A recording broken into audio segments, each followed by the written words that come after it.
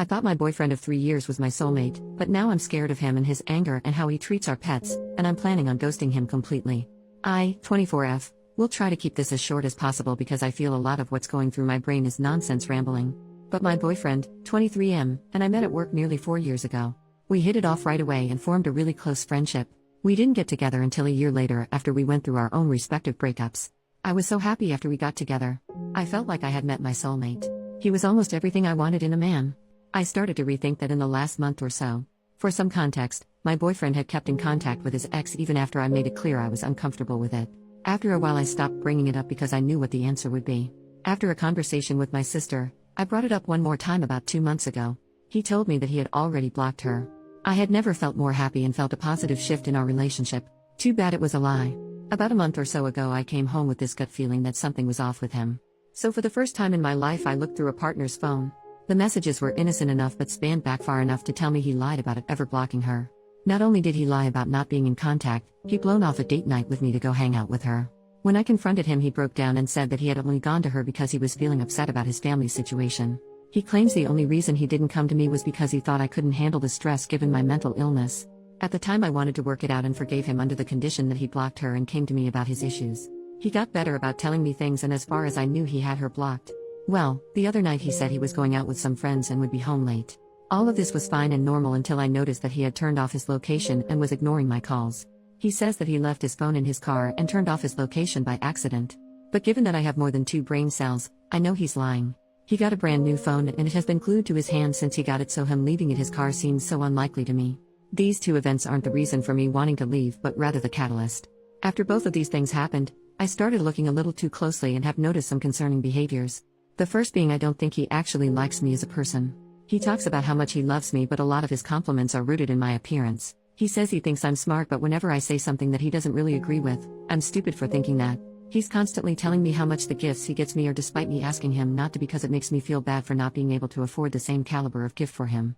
Our sense of humor is rooted in being slightly mean to each other. With that sense of humor, we're bound to hit a small nerve every now and then. When I hit a nerve he tells me and I stop bringing it up, but when I let him know that he made fun of a big insecurity he continues to make the same jokes. To make matters worse, the jokes aren't even that funny. Those are small behaviors I feel can go overlooked, but the following are more serious and have been a big fight between my boyfriend and I. The first one being his anger. No matter the situation, if there is any kind of inconvenience he defaults to anger. Small disagreements escalate to full-blown fights because he gets angry and doesn't let me share my thoughts on the situation. And big fights turn scary. We have only ever gotten into 2 or 3 really big fights, but they have all left me feeling scared of him for a few hours following. Now onto the most serious in my opinion, his treatment of our animals. He came into the relationship with a dog and we just got a new puppy a few months ago. When the dogs chew on something or run up the street after a squirrel or whatever, he hits them. I'm not talking about a pop on the nose, I mean our puppy will scream his head off because my boyfriend is so incredibly mean to him.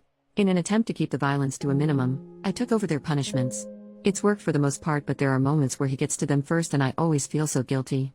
I also brought a cat into this relationship, and even though he hasn't laid a finger on the cat, he makes way too many jokes about hurting him. I know I want to leave, but I'm torn between talking to my boyfriend about it or just packing up and leaving one day while he's at work. Any advice?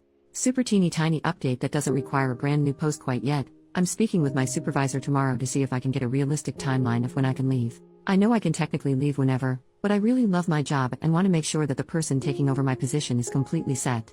After that has been settled, I just need to wait until move-out day.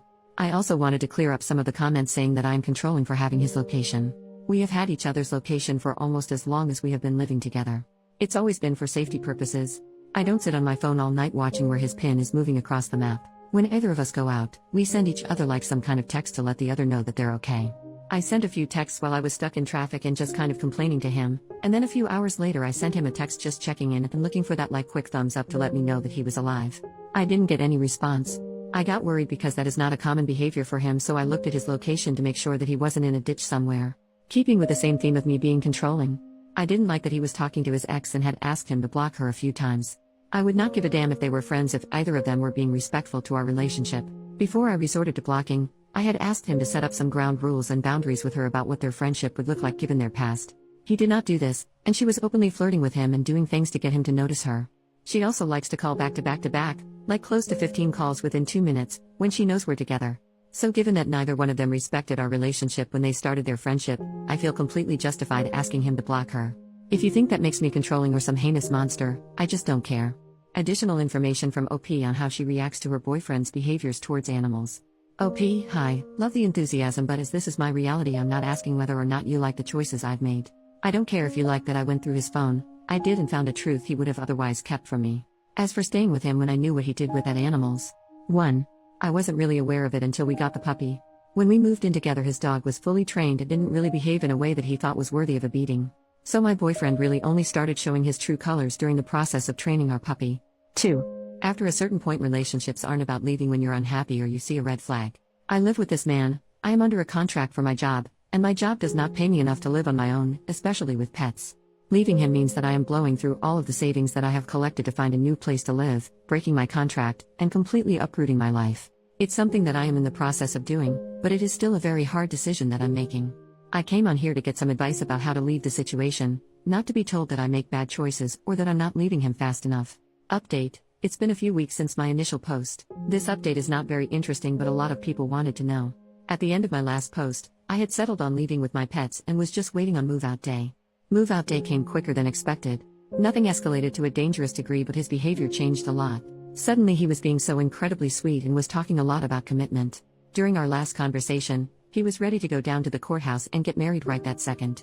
I'm not sure if this is what love bombing is or if it was just him being desperate because he sensed I was pulling away. After that conversation, I knew if I stayed, nothing good would come out of it. So, I called my family to come help me move out after he left for work. I was able to get out safely with my cat and puppy. I wound up sending a message kind of explaining why I left and asking him to never contact me again before blocking him on everything. So far, he's only tried to call me from a different number once. If he continues to reach out, I plan to talk to local law enforcement to see if a restraining order is possible. I'm not a fan of how everything ended, but I am glad to be out of that situation and somewhere safe where I can learn who I am outside of him. Relevant comment: OP should get a restraining order against her ex so he can't come near her. OP, in my state you can't get a restraining order unless there is a proven history of violence or stalking. So a restraining order won't be likely unless he finds me. Yes, we live together and I feel like it would be different if I was still in the area where we lived. However, I wound up moving to the other side of our state. So in order for him to come find me in person, he would have to drive hours.